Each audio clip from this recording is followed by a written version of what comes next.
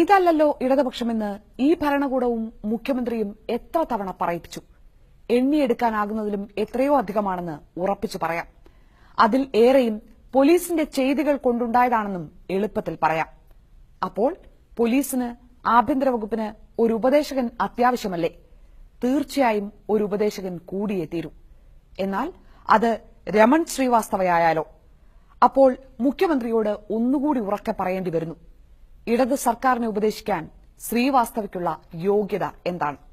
അതെ, രമൺ ശ്രീവാസ്തവ ഈ ആഭ്യന്തര വകുപ്പിനല്ല, പോലീസിന്റെ കാര്യങ്ങളിൽ സഹായിക്കാൻ ഒരു നിശ്ചയിക്കുന്നുണ്ട്. ഇരിക്കട്ടെ, നമ്മൾ ഒരു ഉപദേശകന്മാരുണ്ടാകുന്നത് നല്ലതല്ലേ? ശരി ശരി.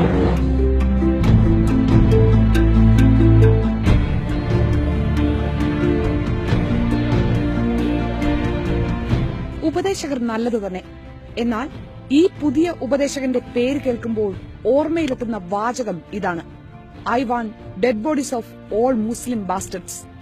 1991 ഡിസംബർ 15 പാലക്കാട് പുതുപ്പള്ളി തെരുവിലെ സിറാജുന്നീസ എന്ന 11-കാരിയെ വെടിവെച്ച് വീഴ്ത്താൻ പോലീസിന് പ്രചോദനമായത് വയർലെസിലൂടെ ഒഴുകിയെത്തിയ അന്നത്തെ പാലക്കാട് IG രമൺ ശ്രീവാസ്തവയുടെ ഈ ആക്രോശമാണ്. സർ, ഇവിടെയെല്ലാം നിയന്ത്രണ വിധേയമാണല്ലോ എന്ന് അന്നത്തെ ഷൊർണൂർ ASP B സന്ധ്യ തിരിച്ചു പറഞ്ഞിട്ടും ശ്രീവാസ്തവ ഇതുതന്നെ ആക്രോശിച്ചുവെന്നും അനന്തരം മുറ്റത്ത് കളിച്ചുകൊണ്ടിരുന്ന ആ പെൺകുട്ടി പിടഞ്ഞു വീണു എന്നതും ചരിത്രം പറയുന്നു. പിൽക്കാലം ആ കൊച്ചു പെൺകുട്ടിയെ 6ാം ക്ലാസ്സുകാരിയെ ബ്രാഹ്മണ അഗ്രഹാരം കത്തിക്കാനെത്തിയ കലാപകാരിയാക്കി പോലീസ് കൈകഴുകി എന്നത് അതിശയോക്തികൾ ഏതുമില്ലാത്ത പാപപർവം. അന്ന് കലക്ടറുടെ യോഗത്തിൽ പങ്കെടുത്ത TM ജേക്കബ് ഇന്ന് ഇതൊന്നും ഓർത്തു പറയാൻ ഇല്ലെങ്കിലും പത്മജ വേണുഗോപാൽ ഫേസ്ബുക്കിൽ കുറിച്ചതുപോലെ ചാരൻ വാസ്തവയെ സംരക്ഷിക്കുന്ന ചാരൻ മുഖ്യൻ രാജിവെക്കുക എന്ന് അന്ന് അതിന്റെ പേരിൽ മുഷ്ടി ചുരുട്ടി കരുണാകരൻ സർക്കാരിനെതിരെ മുദ്രാവാക്യം വിളിച്ച CPM ഇന്ന് ഇതൊന്നും ഓർത്തുവെക്കുന്നില്ലെങ്കിലും ഒരു കാലത്തും മറവിയിലാണ്ടുപോകാൻ അനുവദിക്കപ്പെടാത്ത മുറിപ്പാട് തന്നെയാണിത്. മറവിയും മൌനവുമാണ് രാഷ്ട്രീയക്കാർക്ക് എന്നും മൈലേജ് ഉണ്ടാക്കുക. ജോൺ കെന്നത്തിന്റെ പരിഹാസം പോലെ ഓർമ്മ എത്ര ചെറുതാകുന്നോ അത്രയും അഭിനന്ദനം ആ നേതാവ് അർഹിക്കുന്നു. എന്നാൽ എല്ലാവരും മറവിയിലാണ്ടവരെന്ന് മുഖ്യമന്ത്രി കരുതരുത്. അധികാരമേറ്റ ആദ്യ നാളുകളിൽ ഏറെ പ്രതീക്ഷ തന്ന ഒരു പ്രസംഗമുണ്ടായിരുന്നു. ഓർക്കുന്നില്ലേ? പോലീസിലെ RSS നുഴഞ്ഞുകയറ്റം അവസാനിപ്പിക്കും എന്ന വീരവാദം. എന്തിന് ഇക്കഴിഞ്ഞ വാർത്താ സമ്മേളനത്തിലും അത് അഭിമാനത്തോടെ ആവർത്തിക്കുന്നുണ്ടായിരുന്നില്ലേ?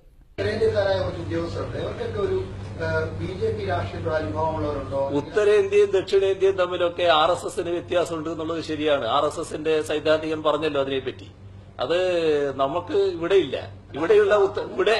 ഇവിടെ ഉത്തരേന്ത്യക്കാരായാലും ദക്ഷിണേന്ത്യക്കാരായാലും എല്ലാവരും സർക്കാരിന്റെ കീഴിലുള്ള ഉദ്യോഗസ്ഥരാണ്. അവർ സർക്കാർ പറയുന്നത് കാര്യങ്ങൾ നടപ്പാക്കാൻ ബാധ്യസ്ഥരായിട്ടുള്ളവരാണ്. സർക്കാരിന്റെ പൊതുവായ നിലപാടുകളുണ്ട്. ആ നിലപാടുകൾക്ക് അനുസൃതമായി മാത്രമേ അവർക്ക് പ്രവർത്തിക്കാൻ പറ്റൂ. അതാണ് വസ്തുത. സേനയിൽ അത്തരം ആളുകളുണ്ടോ എന്നുള്ളത് വലിയൊരു ചോദ്യമാണ്. അത് സ്വാഭാവികമായിട്ട് പരിശോധിക്കേണ്ട ഒരു കാര്യമാണ്. പല ശ്രമങ്ങളും നടക്കുന്നുണ്ട് എന്നുള്ളൊരു വസ്തുതയാണ്. അത് നമുക്കെല്ലാം അറിയാവുന്ന കാര്യമാണ്. സെൻട്രൽ ഈ RSSന്റേതായ ശ്രമങ്ങൾ പലതരത്തിൽ നടക്കും. നമ്മൾ കാണാതിരിക്കേണ്ടതായിട്ടില്ല. അത് പലതരത്തിൽ നടന്നു വരും. അധികാരമേറ്റ നാൾ മുതൽ ആവർത്തിച്ച പോലീസിലെ ബാധയൊഴിപ്പിക്കലൊന്നും ഇതുവരെ ഉണ്ടായിട്ടില്ല എന്നത് പോട്ടെ, ഒരു ബോധവുമില്ലാതെ പോലീസ് പരാക്രമികളാകുകയും ചെയ്തു. പറഞ്ഞു മടുത്ത പരമ്പരകൾ ഒന്ന് ഓടിച്ചു നോക്കിയാൽ എത്രയുണ്ട് സർ? കോടതി മുറിയിലെ അഭിഭാഷക ആക്രമങ്ങളിൽ, നിലമ്പൂരിലെ മാവോ വേട്ടയിൽ, കൊച്ചിയിലെ ശിവസേനന്മാരുടെ വിളയാട്ടത്തിൽ, കുഞ്ഞു കരച്ചിലുയർന്ന കുണ്ടറയിൽ, ഒടുവിൽ സമരക്കാരുടെ നോട്ടം വീഴാൻ പോലും പാടില്ല എന്ന തിട്ടൂരം കേട്ട DGPയുടെ ശ്രീകോവിലിന് മുന്നിൽ. വീണിടമെല്ലാം പോലീസ് വിഷ്ണുലോകമാക്കിയത് ഈ ഒരു 10 മാസക്കാലയളവിൽ എത്രമാത്രം നാം കണ്ടു. ഇനി ഇതൊന്നും ഏറ്റുപറയുന്നില്ലെങ്കിലും ഇതിനെല്ലാം ഒരു പരിഹാരമാണ് ഈ ഉപദേശക നിയമനത്തിലൂടെ ഉന്നം വെക്കുന്നതെങ്കിൽ എന്തിനാണ്, ആർക്കാണ് രമൺ ശ്രീവാസ്തവ തന്നെ ഉപദേശിക്കണം എന്ന നിർബന്ധം?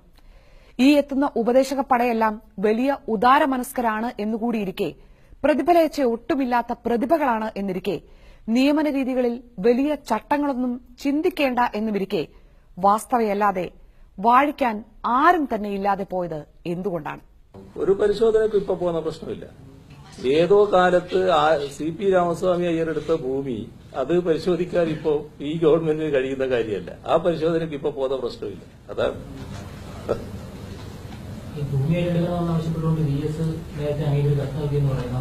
അതൊക്കെ ആവശ്യങ്ങളല്ലേ, അങ്ങനെ പല ആവശ്യം വരൂല്ലേ, അത് വേറെ കാര്യം. ഇതേതോ ഒരു പിള്ളയുടെ കാര്യം പറഞ്ഞില്ലേ, നടരാജപിള്ള. ആ നടരാജപിള്ളയുടെ ഭൂമി ഈ സർക്കാരോ ഇതിനു മുമ്പിലുള്ള സർക്കാരുകളോ എടുത്തതല്ല, CP രാമസ്വാമിയുടെ കാലത്ത് എടുത്തു എന്ന് പറയുന്നത്. മുഖ്യമന്ത്രിയിൽ മറവിയുടെ അസുഖം ആദ്യം കണ്ടത് ഈ വാർത്താ സമ്മേളനത്തിലാണ്. അതുവിടാം. പറഞ്ഞു വന്നത് ഒരു പോലീസ് ഉപദേശകൻ ആവശ്യമായി വരുമ്പോൾ എങ്ങനെയാണ് രമൺ ശ്രീവാസ്തവയുടെ മുഖം ഒരു ഇടതുപക്ഷ മുഖ്യമന്ത്രിയുടെ മനസ്സിൽ എത്തുന്നു എന്നതിനെക്കുറിച്ചാണ്. എന്തുകൊണ്ടാണ് RB ശ്രീകുമാറിനെ പോലുള്ള ഉദ്യോഗസ്ഥരെ മുഖ്യമന്ത്രിക്കോ ചുറ്റും കറങ്ങുന്ന ഉപഗ്രഹങ്ങൾക്കോ ഓർത്തെടുക്കാനാകാത്തത്? ഇരട്ടച്ചങ്കനെന്ന് ആരും വിളിച്ചില്ലെങ്കിലും ഫാസിസ്റ്റ് വിരുദ്ധ നിലപാടുകളിൽ ഇരട്ടച്ചങ്കുള്ളവർ ഒരുപാടുണ്ടെന്ന് ആരെങ്കിലും പറഞ്ഞു പഠിപ്പിക്കേണ്ടതുണ്ടോ?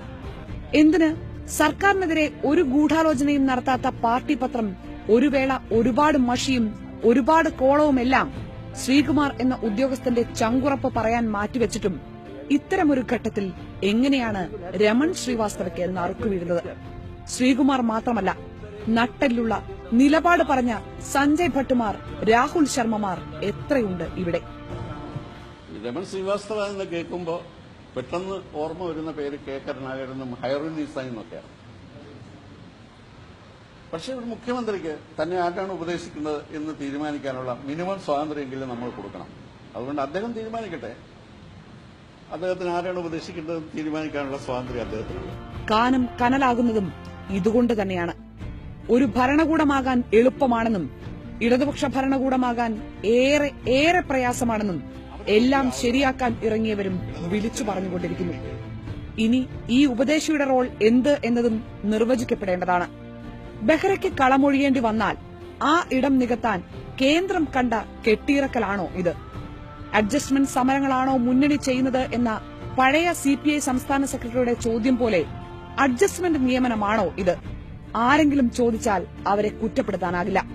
കാരണം വർഗീയത വിളമ്പി രുചിച്ച് വളർന്നവർക്ക് ചുവന്ന പരവതാനി വിരിച്ച് ഈ സർക്കാർ അല്ല ഈ ഇടതർ ഇതെങ്ങോട്ടാണ് എന്ന ചോദ്യം ന്യായം മാത്രമാണ്. ഇന്നത്തെ സ്ഥിതിയിൽ അദ്ദേഹത്തിന് മുഖ്യമന്ത്രിയുടെ ഉപദേഷ്ടാവായി പ്രവർത്തിക്കാൻ നന്നായിരിക്കും എന്നുള്ളതുകൊണ്ടാണ് മുഖ്യമന്ത്രി അദ്ദേഹത്തെ ഉപദേഷ്ടാവായിട്ട് നിശ്ചയിച്ചിരിക്കുന്നത്. ആ നിയമനത്തിനകത്ത് യാതൊരുവിധ അപാകതയുമില്ല. പഴയ കാര്യങ്ങളൊക്കെ നമ്മൾ ആലോചിച്ച് പരിശോധിച്ചാൽ ഒരാളെയും ഒരു സ്ഥാനത്തേക്ക് നമുക്ക് നിശ്ചയിക്കാൻ കഴിയാതെ പോകും. ഉപദേശകരുടെയും ഉപഗ്രഹങ്ങളുടെയും ഇടയിലല്ലാത്ത ഇടവേളകളിൽ മുഖ്യമന്ത്രി എപ്പോഴെങ്കിലും TD രാമകൃഷ്ണന്റെ സിറാജുന്നിസയെ വായിക്കണം. അതല്ലെങ്കിൽ സവാദ് റഹ്മാന്റെ ഇവിടെ ഒരു പെൺകുട്ടി മണ്ണുവാരിക്കളിച്ചിരുന്നു എന്ന ലേഖനം വായിക്കണം. അതില്ലെങ്കിൽ ഇനിയും ഇതല്ല ഇടതുപക്ഷം എന്ന ഹാഷ്ടാഗുകൾ പെരുകിക്കൊണ്ടേയിരിക്കും. അതോ വർഗീസുമാർ തീവ്രവാദിയും വാസ്തവമാർ വാഴ്ത്തപ്പെട്ടവരുമാകുന്ന കാലത്ത് ഇത്ര പ്രതീക്ഷിച്ചാൽ മതി എന്നാണോ? പറയാതെ വയ്യ വീണ്ടും അടുത്തയാഴ്ച. നമസ്കാരം.